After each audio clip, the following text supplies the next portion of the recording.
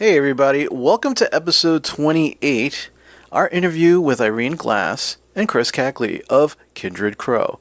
What's Kindred Crow, you're probably asking? Kindred Crow is a pagan folk band. But old man, what does that have to do with gaming? I'm glad you asked. Well, you have to listen to this episode to find out exactly how it's related to gaming. But I think you've heard us say on this show many, many times, it's sometimes, but not often, surprising how close-knit the community is, especially in the different interests that we have in the world. And this is how Kindred Crow and Chris and Irene actually fit into the world of gaming. I'm being very general and vague because you got to listen to the show to find out the specifics. But it was an amazing interview. You're probably asking, how do you get folks like that to interview? And essentially, this is part of the MicroCon 1 that was put together by our friends at Lost Colonies LARP in Virginia. This is the second in as I said before, a series of interviews that we did. And when you meet folks as amazing as Irene and Chris, and they are actually willing to sit down and talk to some intermediate podcasters, you kind of don't say no. And I'm glad we didn't. So not only will you find out the particulars of how they are actually related in the gaming circle, gaming community, gaming worlds, how they are also connected to our friends at Lost Colonies LARP, and what the kind of work that they're actually doing in conjunction with each other. They also were awesome enough to do some songs for us, which you will hear in the interview, which is awesome. Every time we get a musical guest, I'm very, very excited because I like music, and they are amazing. So you hear some of the songs that they did.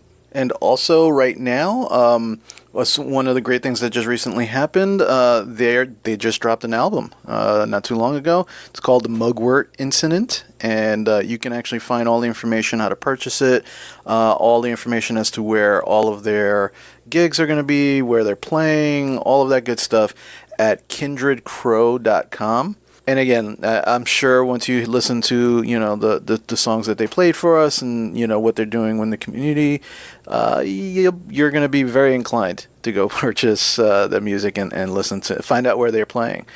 And again, these interviews were based in Virginia. So if you're local to the Virginia, Maryland, D.C. area, or hell, if you're where we are, we're in, Pennsylvania, and you want to take a day trip or a weekend trip out there to catch them, we really highly recommend that you do so, because the energy was amazing. Their songs are amazing. They're extremely talented folks, and they just basically have very beautiful souls, and they're very welcoming and opening people. So you just kind of want to hang out with them anyway. So I again highly encourage you to go out and listen to everything you can. Kindred Crow, support them and their album, the new album that just came out, kindredcrow.com.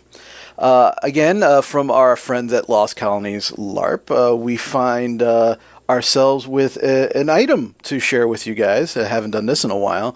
The item that is going to be shared today is called worldanvil.com, and this is something that Lost Colonies uses for their LARP, but it's essentially this amazing RPG service that has all these tools to help you run things from tabletop games to LARPs. And you can actually, you can create maps, you can put pinpoints on those maps, and people can highlight those pinpoints and get a whole bunch of information. You can put up info, and again, this service is to help run all anything that you can think of as far as role-playing games are concerned. Maybe you can come up with a different use for the service, but they use the service. They highly endorse it. They run mostly through their Patreon, and but you can actually access the service again at worldanvil.com. I checked it out a little bit. It's just from the little time that I actually went on the site, I was incredibly blown away by some of the things that you could do on this website. You can just plug in your own information and kind of do your world building using this service. It's really, really great service. So check it out if you get a chance. Again, that's worldanvil.com. As always, again, we want to thank you for listening to the show, our patrons and our regular listeners, to really support what we're doing. Again, we're run on Patreon also. If you heard our bonus track 21, where we're talking about all these big changes that are going to be happening to the show. The one thing that's not changing is our Patreon. We are still at patreon.com/oldmanskinnyguy. And for as little as $2, if you want to help support some of the things that we're doing, because again, we have day jobs. This is not a full-time job for us, but anything that you can do to help support us would be great. If you can just go to patreon.com/oldmanskinnyguy, you'll see all the info that you get for becoming a patron. And then one of the big great things that we like to do for all of our patrons, doesn't matter what level you're at, is you get these episodes earlier than when they drop live for everybody else. There are other things, also awesome things that are part of the Patreon services also as patrons. But that one is for every patron. We want to make sure that, thank you for supporting us. So you get to listen to me ramble or Skinny Guy or any of the new hosts that might be coming on in the near future. Listen to us ramble a couple of days earlier than this is going to drop. So again, if you want to help support us, that's a great thing that you can do. You can also visit us if you want to engage with us on our Facebook. We are at facebook.com/oldmanskinnyguy. And we also have a group page, Old Man Skinny Guy, the group thing. So engage with us there. We're on Twitter, we're on Instagram, all those good social media interweb thingies we are on. So we're always looking for ideas. We're always looking for you to be able to interact with us, because we are part of the community. We are not here to tell the community what it should or should not be doing. We want to just kind of help those in the community find their voice and do their thing, essentially. And I think that's about it for our announcements. And now we can get down to it. Again, welcome to episode 28, our interview with Irene Glasse and Chris Kackley of Kindred Crow. Enjoy.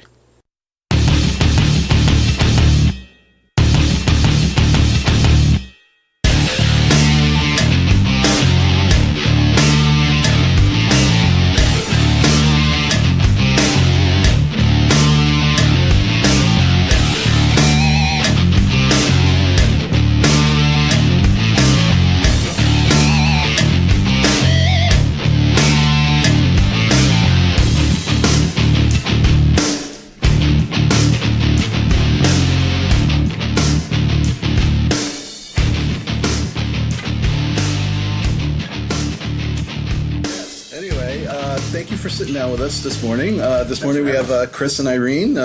If you want to tell us a little bit about yourselves and... Sure thing. Yeah. So we're from Kindred Crow, which is a pagan folk music project. And the way we're associated with this particular crew of people, we've known the Hineses for years and years and years. Chris knew them back in SCA days. Okay. And we've always supported each other's artistic projects a good deal. So Kindred Crow, and mostly Chris and myself, are doing the music for the LARP. So we're creating different tracks that create certain environmental sounds. This is for the Lost Colony project. Yeah, the Lost Colonies, absolutely. So we've done the dwarves one now, which is great. It sounds like people banging on things in caves and stuff like that, and then kind of a piratey sea shanty sort of a sound. That's awesome. But Lost Colonies LARP sponsors Kindred Crow. Kindred Crow, in return, artistically sponsors Lost Colonies LARP, and we have kind of a really beautiful co-creative relationship. Joe Hines did one of the costumes that's in one of our music videos that'll be coming out soon. So yeah, he was telling us some of his costuming work yesterday. Until I walked into this room, I didn't have quite an idea of to what extent he does some of that. For everyone playing along at home, there is an entire wall of sewing bric-a-brac. Oh yeah, really large game room. Yeah, there'll be a lot of pictures. We get a chance to talk to Joe later on, so we'll leave some of that for him to tell us about. So what you guys have been working just right now? This is the primary project you guys are doing? Yes, this is the primary one. Chris and I have been songwriting partners for, I guess, about a decade now. Years and years and years. We first met in a metal project, believe it or not, called Cassandra Syndrome that toured for about 7 years. And metal is super fun, right? It's an incredible form of music to be in. It's awesome. Yeah. When you get past about 35... It starts to hurt. It's really challenging. So, especially when we all have day jobs, you know? Right. Our alarm goes off at 5:30 in the morning, and our band got to the point that it was too big to open. So we were like a large regional, right? We played some really great stages, but that meant that I would beg to be able to be an open, and they were like, "You're the headliner, you can't go first. That's not." So exactly, and for the metal scene, you really do have to go to primarily Baltimore. But also DC. To do the larger stages. So we'd be like driving home at 2:00 in the morning. Like, it's rough, man. When you're 18, that's fine. Yeah, that's fun. That's the rock star lifestyle. Exactly, but we sort of got to the point with the band where it was like, okay, so we can choose to do this full time, or we can really transform into something else. Right. And I think we were I wasn't that angry anymore, and I was tired. You lost that angst that you need to kind of put into your music. You're really mad. Lead singer, what's his sister? What's his name? D. Snyder. D. Snyder, like, sort of famously came out, you know, and like I was watching some, you know, behind the music thing or whatever, and how, like, you know, we're not going to take it as like the anthem of a generation. And he's like, yeah, I did really well for myself, and I'm settled, and I have a family and kids, and it's like, yeah, I can kind of take it now. Exactly. Like, you get to the point where you're like, well, I've got a reasonable house and an affordable mortgage, car runs fine, steady job. What was I mad about? And I still have plenty of existential dread, as you do, but it doesn't translate into my music as much. One of the most fun parts of Cassandra Syndrome was when we were playing pagan festivals, and you get to go and you play a show for a bunch of people who really like your music, and then you play drums around a bonfire until 3:00 in the morning and fall asleep drunk in a tent, and that's my favorite thing. Yes. So we're like, let's go back to that. So we switched to a folk project that kind of focuses around earth-centered spirituality, which is our lyrical content, but the music's fun. It's accessible to almost everybody. It's a touch Celtic, a touch tribal, lots of acoustic instruments. We've got a didgeridoo player, tons of hand drums. It's really, really fun. I unreasonably like the didgeridoo. Yes, it's amazing. When we first had him audition, our didgeridoo player is named Kackley, and he's excellent. And we literally were kind of putting together this project going, let's just bring people in and see what happens. And so when Chris contacted Jake, see what works, right? So I had a very sort of like, I don't know what a didgeridoo with this. Okay, whatever. And then he showed up, and it was funny. He played through rehearsal. We had a great time. It sounded amazing. And I never actually asked him to join the band. I just started giving like assignments. Like, all right, so next week we're going to work on this, and this. Like, I didn't obtain consent. I just took him. It was like 2 weeks later, we were like, so, did you want to be in the band? I guess I'm doing this now. Like, my wife and I actually, like, I do leather work, and we actually sell sometimes at one of the pagan festivals over in Pennsylvania. It's the Pagan Pride. Oh, so it's been, I think it's in its 7th or 8th year. Is it the Philly Pride or the? No, it's in Lehigh Valley. Oh, okay, cool. Yeah. So it's fairly new, but we've been part of that also. So it's when Joe told us, oh yeah, they're a pagan folk, I was like, ooh, really? Yeah, that's great. That's awesome. Yes, worlds do collide in a lot of ways. Yes, they do. Well, I think there's a wonderful thread that combines creative personality types through music and alternative spirituality and yes, art. And there's a lot of, and not that everyone falls into those categories, but there's a lot of crossbreed. Yeah. Margaret Cho's got a great routine, and she talks about, she said, did anyone else notice the triangle between science fiction conventions, the Renaissance Festival, and BDSM? Like, that's legit. Yeah, that's legit. Yeah, there was nothing wrong in that whole sentence. Yeah, many of us check all three of those boxes on a regular basis. But yeah, I mean those are the kind of things, like, as far as community is concerned, that's really what we try to do, is bring those folks together. I mean, they're already together, but we want to highlight all of that, because some folks like they feel alone in either their hobby, or they don't feel like it's like, oh, I can play music, or I'm part of this community, but I still feel kind of isolated. Yeah, And or they simply don't know that there are these gatherings out there.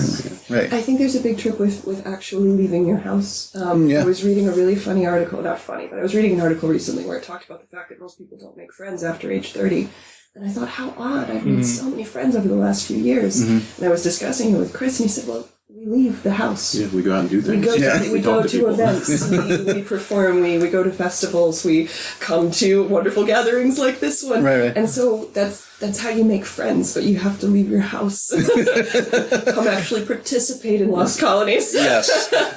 My wife can absolutely tell you that occasionally she's got to like, honey, we need to go out and do something. And I'm like, I'm fine, being a homebody. And no, we have to go out and do something. For like the last year or so, I've been a hermit. I just go to work and I go home, and then like I meet up with this guy to go like record with people, and that's where I get to see people now. Is I get to come and do stuff like this. Well, with the internet and stuff, it's so easy. You go to work, you come home, and the internet gives you the illusion that you have a connection and you're talking to people. Oh yeah, But you're not really. It's not like us sitting here face to face. Right. It's not the same. Yeah. So I think that can lower you into a sense of complacency, where it's just like work, home, and then a couple years go by, and you're like, huh, I don't have any friends.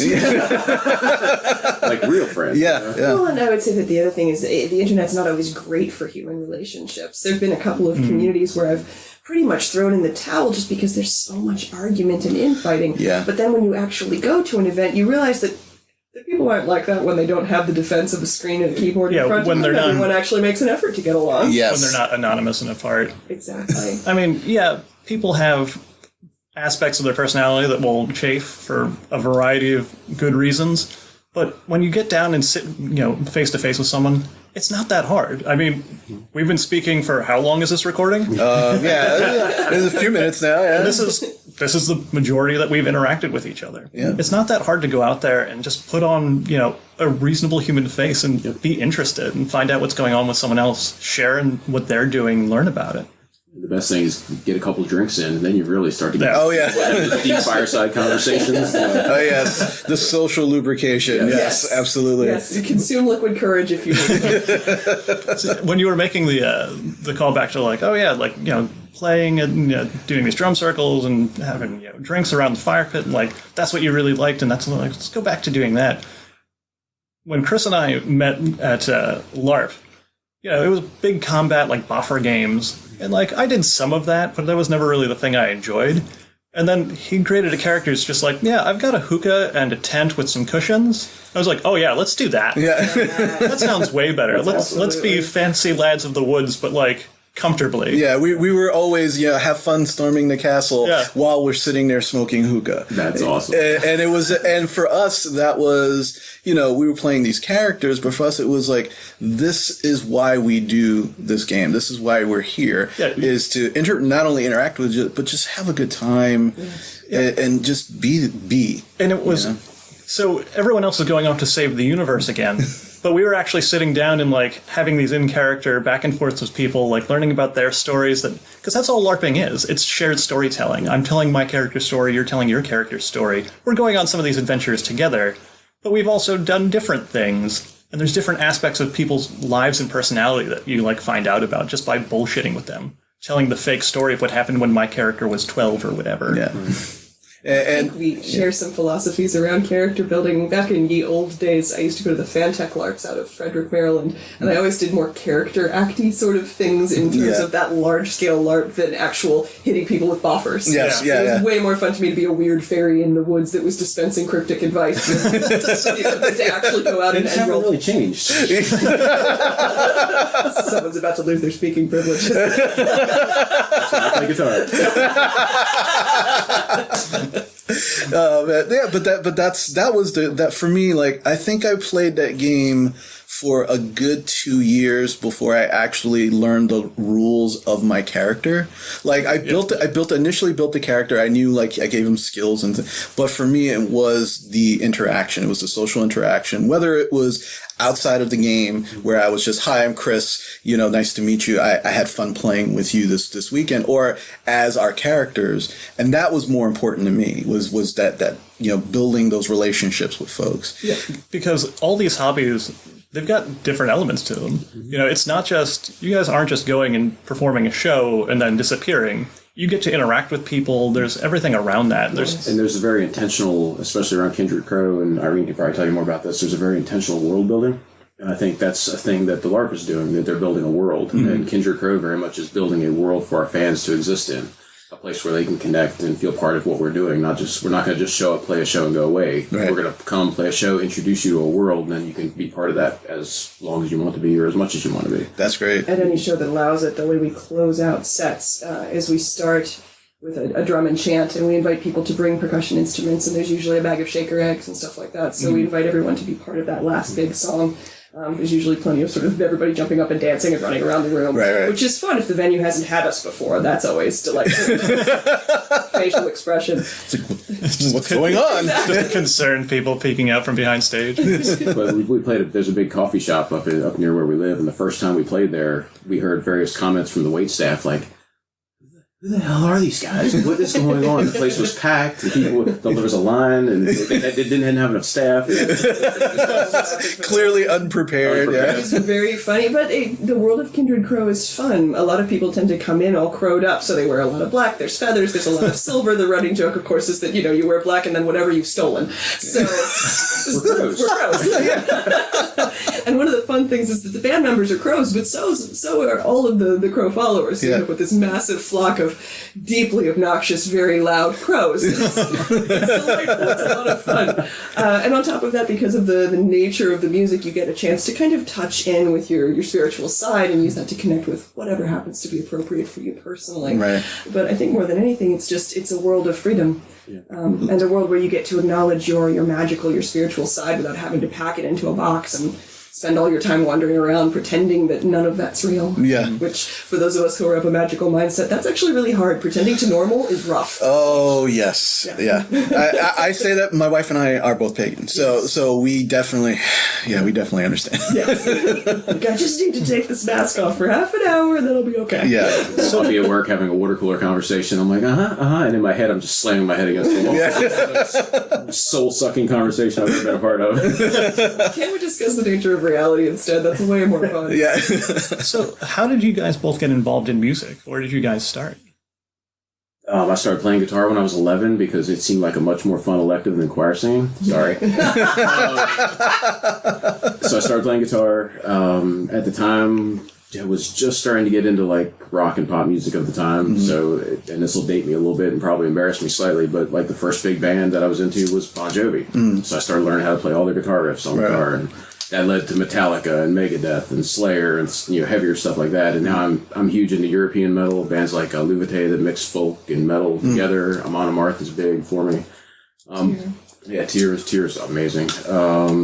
And now what I listen to is mostly this weird European metal and also a bunch of European folk bands that are coming out. Omnia, Fawn, that mix spirituality. Yeah, we just saw them live actually.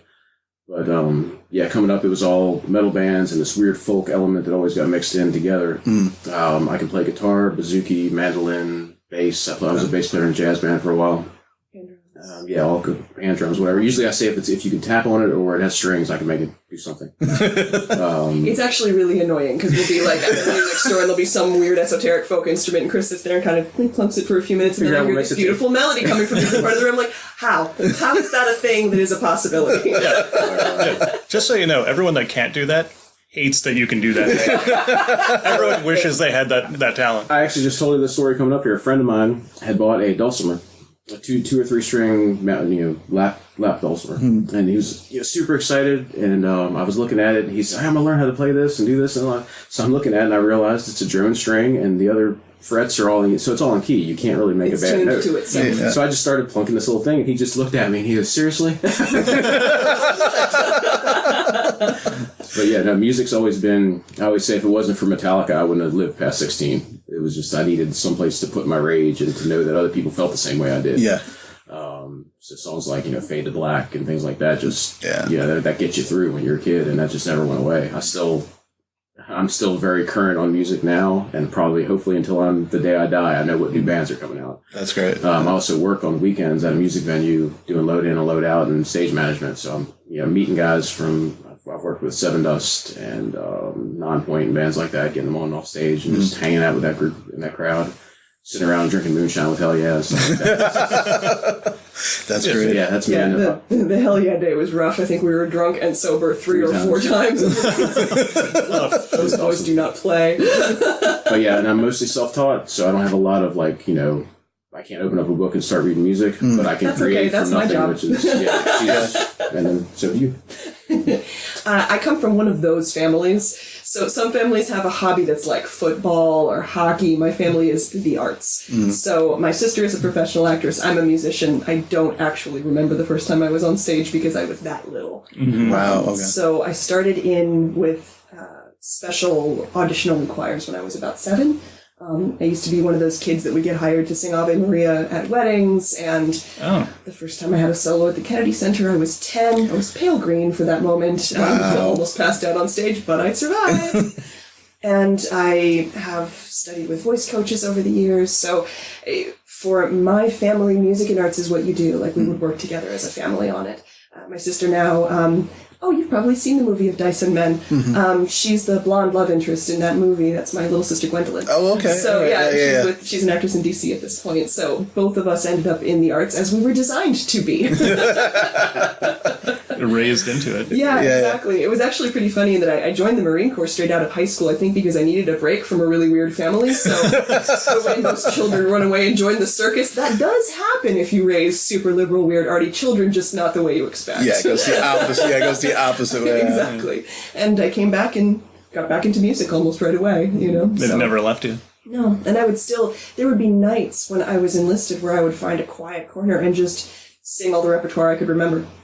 Because you just need to. After a while, singing and music becomes, as Chris said, it's like a murder prohibition tool. It's a compulsive behavior. It's how you express joy and sorrow and rage. It's catharsis. Exactly. For whatever emotions are bubbling up. It's why it's so valuable. Yeah. I've never understood people that always say, well, I'm not really into music. And to my brain, I'm just like, how can you not be into music? Like For me, not that's like being really into breathing. Yes, yeah. No, I think for us, at least for me personally, I was kind of in the same boat where I was, in high school and it was Metallica and then Nirvana and then just like, it was a place to put myself into. Yep. And I finally felt like I wasn't alone.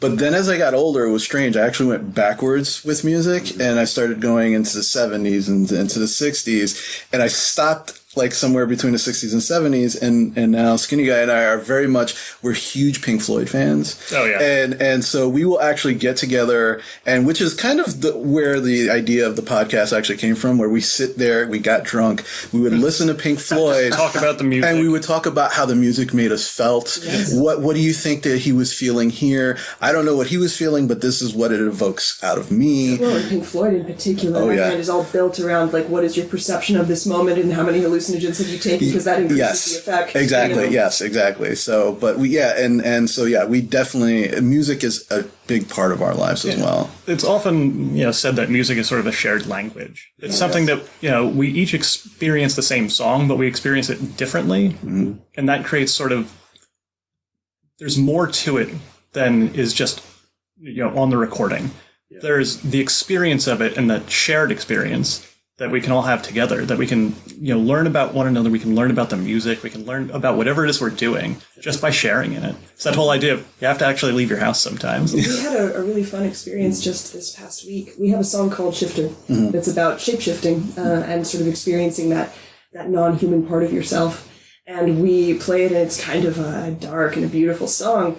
And we are friends with a couple up north, one of whom practices shape-shifting quite deeply as part of his spiritual path. And he and his husband wanted to hear the song played live, and so we were just sitting around the fire, a little bit like sitting here in this room. And we played the song, and they were holding hands, and I realized that to them it was a love song. And it's such a beautiful thing to happen with your own work when you have that change in perception of what I wrote and what I created versus how it's being perceived. Yeah, how it's affecting someone's life. Yeah. It was such a wonderful moment, and it changed my own art. And this is the beautiful thing with sharing your art and your creativity, is that then when it comes back to you, you go, my God, I never saw that in this piece of music, but now it exists. Yes, that was one of those moments where I'm playing guitar and I'm like, oh, I can't look. Yeah, I know. I'm gonna cry. Gonna start sobbing. Chris and I are big babies, so it's like, Gotta hold it together. Gotta hold it together. We played a wedding fairly recently, and we did. They asked for "Power of Two" by the Indigo Girls, and same thing. I couldn't look at the couple while they were dancing. I was like, we're gonna cry." We gotta So, from what you told us, you've been performing in front of people since you were very young. Very little. Do you ever remember having that, like, you were talking about being green before you performed in front of, Stage fright's a thing. Yeah. So the way it transforms over time is it goes from nerves to the rush before you hop onto a roller coaster and you hit that first hill. Mm-hmm. You still feel it, but it's exciting rather than scary. Does that make sense? Yes. Yeah. Yeah, that is exactly what it feels like. Yeah. That's actually how I feel when I sit in front of this mic, because at first it was like I didn't know. I knew I wanted to do this, and I convinced him. Did you get consent? There was an amount of convincing. But I didn't know what would happen. Like, it was like, we sit, we drink, we listen to music, and we have these great, sometimes hilarious conversations, and sometimes really deep, insightful conversations. It's like, all right, so maybe someone will get something out of that if we record it. And then we sat down and we were just like, okay, we're doing this now. And it was very much just like, Very awkward. Yeah, it was like, Well, now there's a microphone. there's a microphone. Yeah, now the entire internet has access. And in my day job, I talk with people all the time. Like, I give presentations, I give workshops, but every day, I've been doing it for almost 15, 16 years, and I still get, I was like, and it's very much, I understand it's very much like, at first it's like, oh my God, what am I going to do? How are these people going to react? And then all of a sudden, then it's like, no, I know what I'm doing is right. I know this is good. I'm going to do this. So that's why. And again, when Joe approached us and he was like, let's put this together, I was very much like, okay, I don't know any of these folks. Almost everyone we've interviewed, we know every single one of them personally. Oh, yeah. And we were just like, no, we know how to do this. We've been doing this, and this is about the community. It's not about us anymore. It's about the community. So yeah, let's do this. I want to meet new people. I want to get their stories across. Yeah. We need to leave the house, so to speak. Yes. Yeah. I'm always on the lookout for that feeling in the pit of your stomach right before you go on stage. If that ever goes away, you're in trouble. Different. Yeah, you're in trouble. Yes, if you're not uncomfortable, you're not growing. yeah, exactly. Well, I've also noticed there is a thing with scale. So smaller shows, like less than 300 people, no problem. Yeah. 1,000 people in the audience, that's a little different. Mm-hmm. And then when my family's there, it's still hard, especially coming from an artistic family, because most of your fans, if you screw up in key and on tempo, they will never know. It still sounds like part of the song. Oh, yeah. My family can tell, though. Other musicians. I remember, being in music class as a teenager and just being told, if you're going to make a mistake, make a loud mistake. Yes, make it deliberate. Own your mistake. No one's going to notice and or care. Just what I do when I make a mistake, I look at one other band member. Especially if they have another guitar player, I'll make a mistake and be like, yeah. Just throw the blame. Yeah. Throw someone else under the bus. Exactly. Blame. That wasn't me. nothing to see here. So I always try and correlate things in weird ways. So you're talking about scale, is something to, you can develop into it obviously with time. But for some people, I've watched people come to LARP games that were very socially awkward, and it was a huge step for them. When I first was going to go, there was originally going to be a big group of us, 3 of us went. And when there was a big group, we half of us or more were all going to play a ranger. And I was one of them. I was like, no, I'll do something else. And I always liked singing. I didn't sing in school or anything like that. But I was like, I like doing this for myself. I don't think I sound terrible. I hate getting up in front of people. I'm probably only ever going to do this once. So why don't I take this weird isolated thing that I'll never do again, and I'll play a bard. I'll sing songs. And it was probably like the third or fourth event that I went before I actually sang in front of anyone. Right. But like, that helped me sort of come out and try that. And how long did you play that character for? Forever. That's Too right. long. The great thing about doing LARP and also the way we've formulated Kindred Crow is you can play a character. Yeah. Like when we get up on stage, Irene has half of her face done as a crow. It's a little deeper than a character for us, but I could see fans coming in and their character is their version of what the crow is to them, and they get to come in and try a portion of their personality that they would have never looked at before. And that's the great thing with a creative, permissible environment. You really can try new things out. Yeah. I remember one of the great things about going to LARP as a teenager was that I got to be a far more confident and outgoing version of myself. Right. And then you go back home and you go, you know what? I can make that work. So, like, Those pieces exist. Yeah. You the same way I stood there and talked to that NPC like I was in control. I just stood there and acted like I can do that in real life. That's all it You start takes. to realize that the entire world is just one big giant LARP, and you have your different characters for different situations. I think I was in the White Wolf role playing, and I would use aspects of characters. I'm like, okay, so I can use this character when I'm in a business environment and present myself in a certain way that might not be really a large part of my personality, but for this specific purpose, I can use it. And LARPs and role-playing games let you explore that and practice, I guess. Oh, yeah.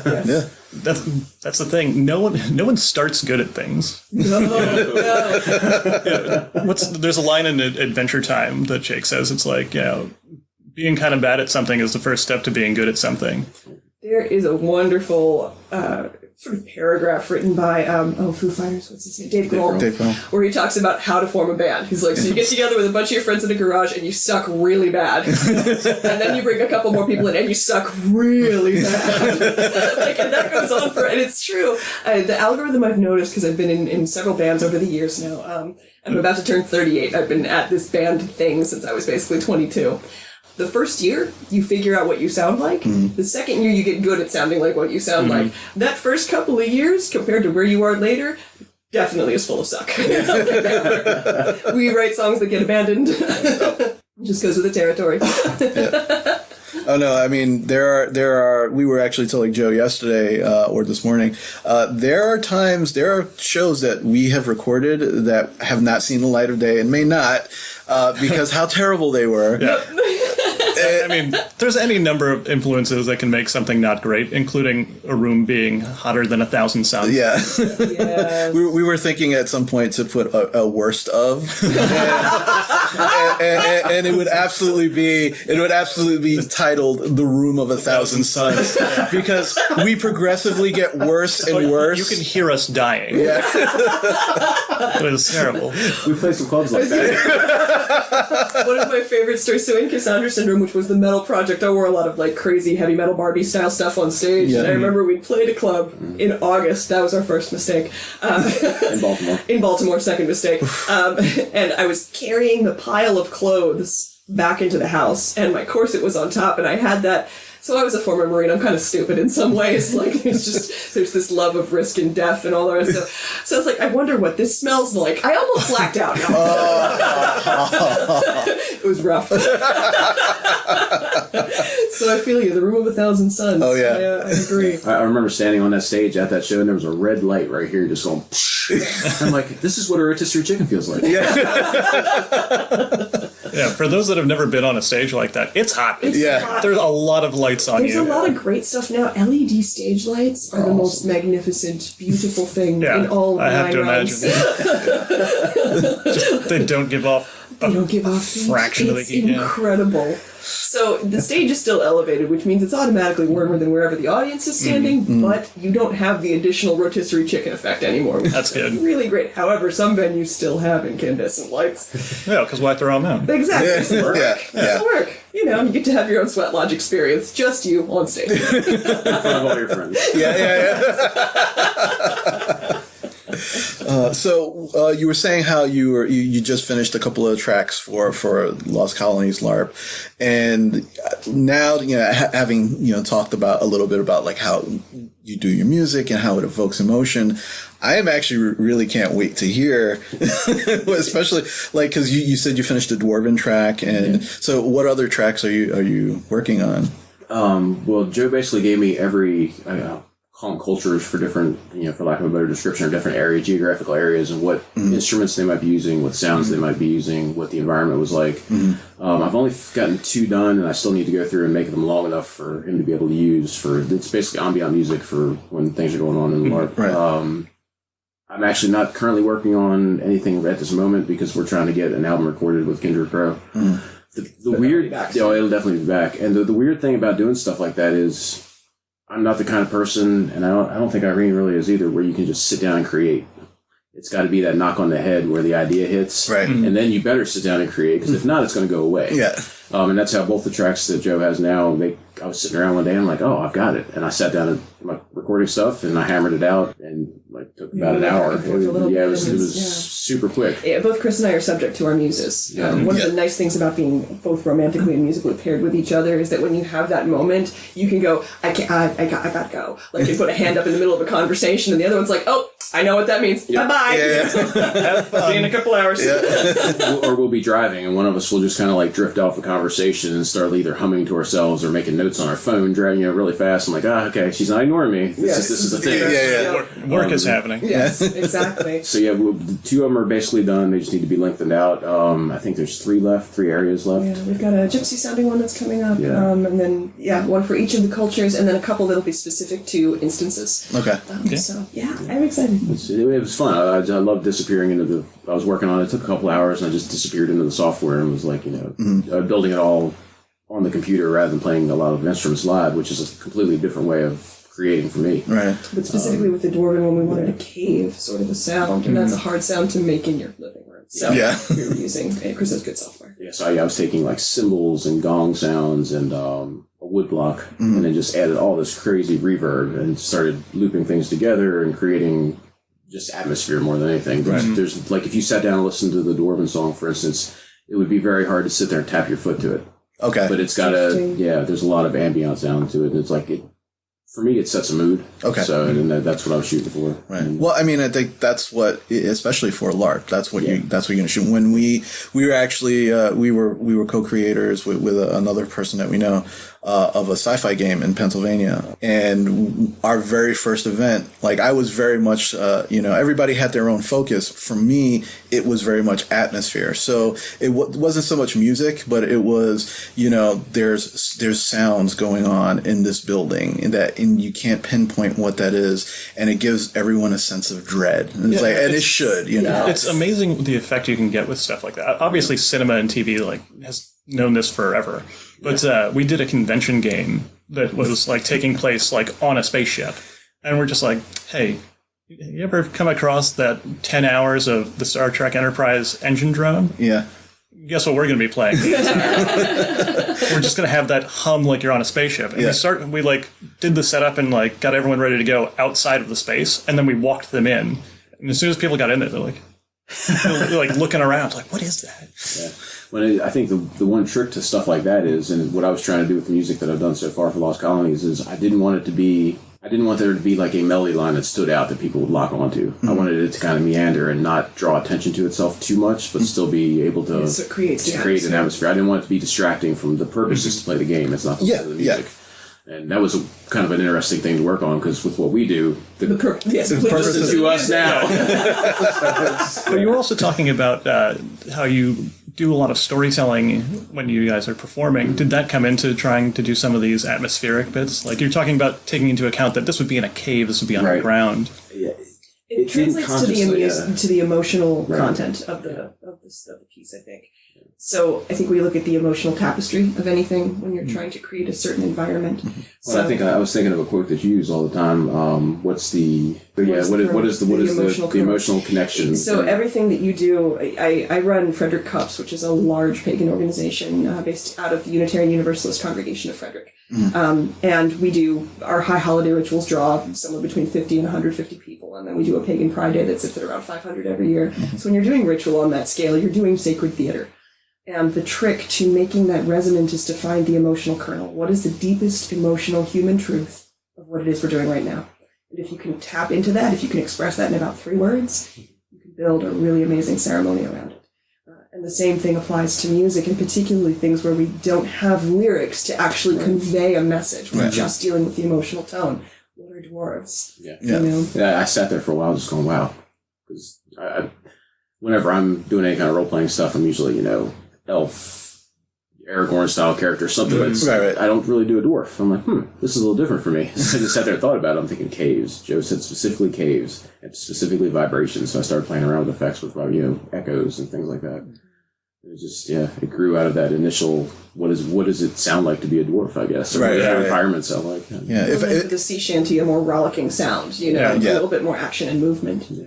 And there's a Native American bit with the flutes, too. Yes. I created a specific set of tones with 2 different flutes that just alternated back and forth, again, not trying to draw attention, and there's just this meandering flute over top of it. There's no direction, it's just playing. Okay. Like I imagine the Dark Crystal when Jen's sitting there on the creekside playing his flute, it meanders around. It's nothing that really stands out. I like that we instantly knew they'd get that reference. Yeah. Oh yeah. Communities are connected. Like, weirdly, I'm not wearing a Jim Henson-based shirt. Like, normally I am. We are the generation Jim Henson raised. Like, yes. That's where we all came from. Dude, I just had a coworker talking to me and be like, man, I've been really wanting to watch Labyrinth again. I can't find it on any streaming service. It's like, I'll bring it. Yeah. Yes, it's on my shelf. Yes, I was going to say, I think we've all probably got... I know I have the special edition version with all of the million hours of... Oh, yeah. Oh, yeah. Me too. Oh, yeah. What do you think I loaned him? Would it be possible to get you guys to either sing or play? Or because that would be great. We'd love to. So this is called Shifter. It's on the EP that's going to be coming out fairly soon. Okay. So kindredcrow.com or Facebook or all of the different platforms for that.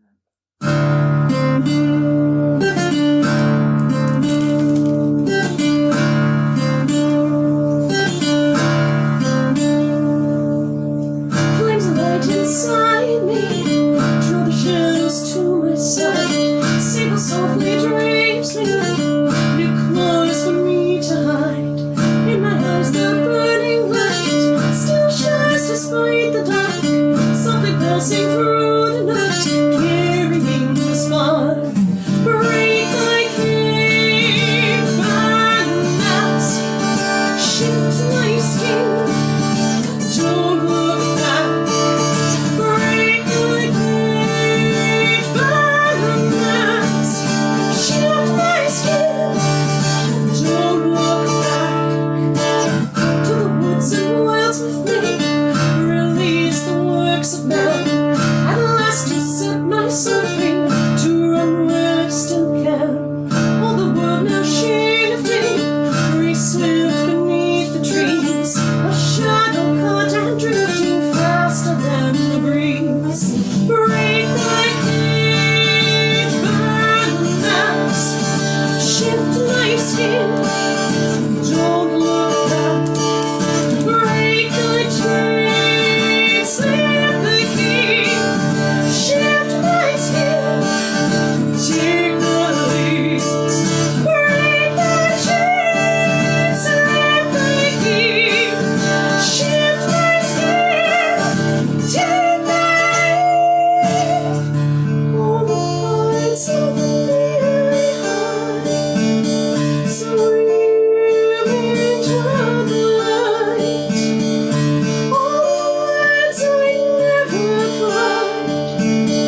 So sung into the night. All the parts of me I hide, so living twilight. All the words I never cried, come into the light. Bloody as the rising moon, fierce as the coming storm. This is the truth within me, regardless of my form. In a cloak of claw and fang, I see the myths were wrong. There was nothing that wrote this on me. It was in me all along. Thank you. That was great. That was great. Do you primarily play six string? I know that you obviously pick up a lot of stuff. But, I do play primarily 6-string in this project. In the metal band we were in, I played 7-string guitar, electric. I played play 12 string, 6 string, 7 string. Anything with string. 8 string. I played 8 string for a while. Right now, 6 string 6 is string fire. right now is primary. Yeah, I was watching you play, and I was like, I think you could do more than that. Do you want to do another one? Or? Yeah, Sure, Well, we're let set me up. play the Green Door.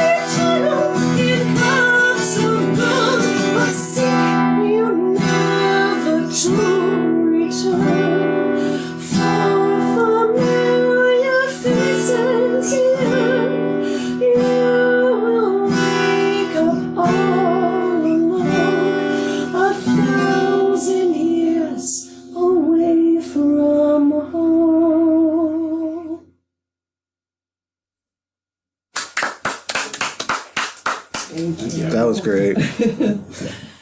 That's our fairy tale. The flute really sells it. So on the version of that, when all of Kindred Crow is present, the other female vocalist, Kat, also plays flute. So that one actually has a duet on it. So I was actually sitting here wondering, because I know you alluded to other members of the band. I was like, I wonder what they do harmony-wise. Oh, yeah, the harmonies are actually pretty amazing. So she's an alto and I'm a soprano, so the voices pair really nicely. And then Jake, our didgeridoo player, also sings. He's a baritone. So we actually do quite a lot of harmony work. I'd say it's one of the strong points of the band. And then on top of that, most of us are multi-instrumentalists. One of the more amusing things with this project that we haven't dealt with other projects is there's a fucking spreadsheet that has what everyone plays on what song so that we don't have to switch instruments between every single song, which really screws up a live show. Yeah. Like, okay, how do we get it so that, we'll use Kat as an example, so that Kat is at least on guitar for these 3 songs before having to switch to flute or hand drums or something else. Working your set list around around transitions, and it's just tricky because while still trying to build a satisfying show. Yeah. Where it has I like to build a set, so you start off with a bang, and then you sort of keep high pace for a couple songs, bring it down a little bit, bring it back up again, and then balancing that against what everyone plays. It's fun, and by fun I mean an epic pain in the balls, but it's fun. For me, for just my gear alone to play a set, I have to bring 2 acoustic guitars, a bass, and 2 different hand drums. Oh, wow. For one, sometimes hour-long set. I'm the lightest, where I just play drums, flute, and vocals.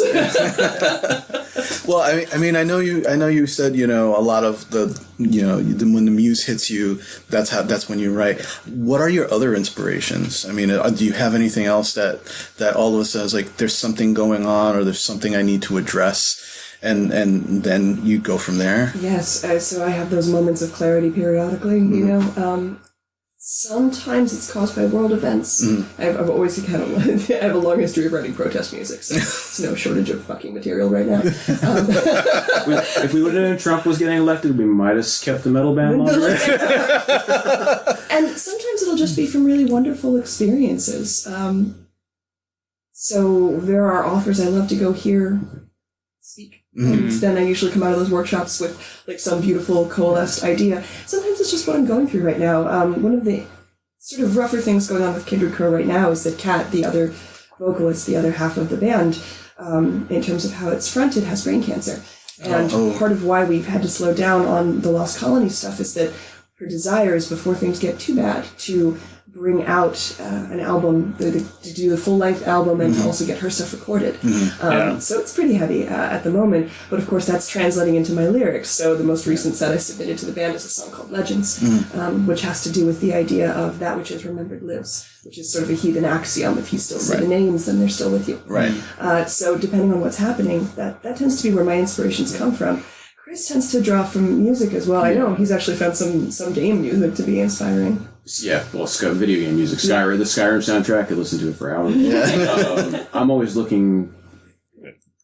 The old man here was just using it in a tabletop session. Skyrim. For my wife's birthday, we did. We are playing a D&D 5th ed a game with some friends, but we had them all come over, and I DM'd like in a one-off thing, and then in the background it said the Skyrim and everything, and everybody's like, ooh. Skyrim and the Crouching Tiger, Hidden Dragon soundtrack. Oh, that's a beautiful soundtrack. There's so many things you can use. And when we're writing, basically when Irene and I write together, she does lyrics and vocals. I usually come up with the structure and riffs or chord progressions or whatever you want to call them. And I mostly get it from other music. I'm always thinking about, not so much, in the metal band it was guitar riffs. In this band it's more of sculpting. How does the song move musically? And we went and saw Vardruna live in Silver Spring when they were through, and they're a band out of Scandinavia that does they call themselves Old Norse ritual music. They do a ritual when they're on stage. Amazing. But the way they build and the way they structure their music is just ridiculous. And I'm stealing tricks all the time. Yes, obviously not whole chord progressions, but the approach. Right. The approach to a song, the way they when you see someone has the right method, it's like, well, maybe I could use that method too. Exactly. And just put our own little spin on it. Well, and we're not kidding about the crows thing. We take shiny things. We steal things. That's what you do. I'm also finding in this project, we still occasionally write like we're a metal band. We have a song called Rebellion with Kindred Crow that started out as a joke. We were joking around what would happen if the Morgan and the ACR walked into a bar, and that's the first line of the song. The Morgan is pouring for the ACR at the bar. The rumbling in this room is that this time it's gone too far. And so it's basically like, what happens if all the war gods get together and get drunk? And that song, there's a very, it's a straight up heavy metal riff played on acoustic guitar, but it conveys that feeling. It builds like a metal song. It's amazing how that can happen with musicians, because I think... was it Radiohead does Paranoid Android? Yeah. That song is like famously like the joke song that was like 3 different songs that they'd have people over and they'd be like, oh, this is a new thing we're working on. They would just mash 3 things together that had nothing to do with one another. Like, oh, what do you think? And now we have Paranoid Android. That's amazing. The name of the band started out as a joke and us just goofing around. We used to live in an apartment building that had a whole glass front, and we were walking in one day and we both tend to wear a lot of black. And we walked in. We just played at the congregation. Yeah, actually, at just the on the church. set. Yeah. And we were walking in. I was carrying a guitar case. I was like, look at us walking in the apartment building. We had a couple crows. And we were like, ooh. So the inspiration can come from anywhere. Yeah. When you described, the color pattern of mostly black and silver, I noticed that's exactly what you're wearing right now. Yeah. For those that are not in the room. Yeah, we're not. We don't. It's not acting. Yeah. No, if that's who you are, then that's who you are. That's who you have to be. Yeah. Well, I think almost everyone has sort of an inner crow, an inner mischief maker, and also an inner piece of solemn connection. We associate crows with so many wonderful creation myths, and ravens as well, black-winged birds, basically. And those pieces, mirth and reverence, tend to actually go hand in hand. So there's a certain level of mischief and a certain level of magic to everyone. And I think that by providing a venue, we allow people to access their crows for good or ill. You're talking about mirth and mischief and then the spiritual connection. We basically do a ritual on stage when we set we take over the stage as our space. We do a ritual to make it so. There's actually an opening chant that's a rune song where we do invocation with specific runes to protect and hold and offer a gift to whoever's listening. And we actually got that from, we saw Omnia play at FairyCon 2 years ago, I think. 3 years ago. And that was the first thing they did. They came out and they claimed this week, us both being very magical people, they're up on stage, and I leaned over to Irene and was like, I know what they're doing. They were claiming the stage as their space. And we actually do a Muses star, like pentagram. We don't do that. We're trying not to freak everyone out that much because we still play for people who are not pagan sometimes. Yeah. But the similar idea of we're creating a space away from the rest of the world. Right. Where you can experience whatever it is you need to experience. I mean, honestly, LARP's a very similar deal. And now you leave all of that world stuff outside and you come to this world. Right. It's much nicer. Where you can be who you want to be and act the way you want to act and explore and do things. Yeah, the episode With Sean and Gia? Yeah, with Sean Jaffe. He talks about, what's it called, like the magic box? Yes. Yeah. Where there's ritual in everything we do. Everything. And part of that experience of the ritual brings you to a mind space. Yeah, so he was talking about, he'd made like an old HBO... Yeah, his game is called Rememberex, and it's very much think like Stranger Things with a lot of like John Carpenter but it's a tabletop game. And what he did was he created. We have a link to it in the show notes, but it's on YouTube. And it's very much the beginning opening credits of an 80s movie, but it's using 80s imagery, like all the commercials that you used to see as a kid.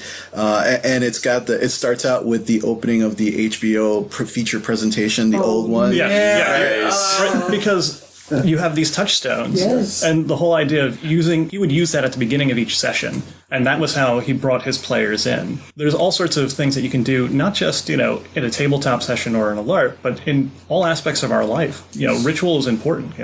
The same place that you put your keys every day is important. Yes. The tradition that I'm from refers to it as ritual state of mind. So for us, when you are going in to do something and you're trying to invoke that in yourself, there are specific clothes, jewelry, and we were big on scent because scent is such an amazing trigger. So if you wear the exact same cologne every single time for a magical activity, then even if you've had the absolute worst day and you've got to go to a ritual tonight, when you put it on, the gear shift happens automatically. Right.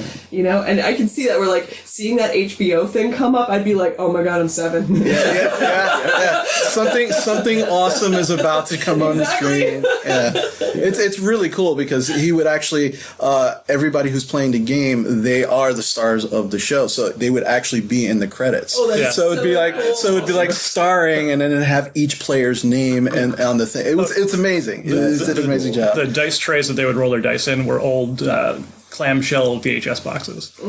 Nice. Yeah, so all of it. So it's sound, sight. It's all that ritual bringing everybody into the game. We've talked about when getting into character to play a LARP, you're putting on your costume. Sometimes that can be part of it. Old man's talked about like putting makeup on. I used to play becoming the cat. Yeah, I used to play this large, basically feline type of character, and it was a full facial tiger prosthetic. I actually cut the bottom out for the chin, so I would actually grow out my beard, so I'd have a huge whiskers. But then it would be put the prosthetic on, do the makeup, and as I'm doing it, I no longer see myself, and I am this character, and pop the fangs in. It's just like, okay, this is not me. I'm totally in a different mindset now. So yeah, we've all heard of like method acting and things like that, where actors will just stay in character from the time that they get themselves in the mindset just to maintain that. Yeah. When I was in the SCA, the same thing as I'm strapping on the armor or putting on the garb. That's kind of a different person, a different character. And before a show, I put my show clothes on that I'm going to wear on the stage, and it's like, pre-gaming. It's part of the transformation process. Yeah. It's getting into the mindset. How similar like LARPs and even tabletop and anywhere where you're creating a space and a world, it's all very similar processes to get yourself there. That's why we all get on so well, We're all building worlds. Yeah. I mean, there's also those people like sit down at a desk every day and, my stapler's got to be over here. Yeah. I work with a couple of them. My sister's one of those. When we were teenagers, I used to go into her room and move things about a quarter of an inch. Oh, you are my favorite kind of TV. I'm not a nice older sister. We could probably get my daughter on that some too. Yes. She's very... Yes, Chris's daughters. And my godchild came to visit my goddess daughter Isadora, and I had my fridge and the magnets, and I came in and she lined them all up in rows, all of the magnets. It's like, look who inherited mommy's OCD. So as we're winding down, is there anything that you'd like to share with our listeners? Like, is there words of inspiration, things that you think that you'd want them to hear? Leave your house. Yeah. Come out and join a community. Yes. Join a game, right? Come out to Lost Colonies. Come out to a Kindred Crow show. Leave your house. The internet is not a substitute for real human connection. Yes. And please let your imagination breathe. It's like any other muscle. If you don't use it, it starts to atrophy. One of the beautiful things about all of these hobbies that we are all so passionate about is that it stretches that. If you can imagine it, you can absolutely begin to dictate your own reality. And on top of that, when you come out to these things, participate.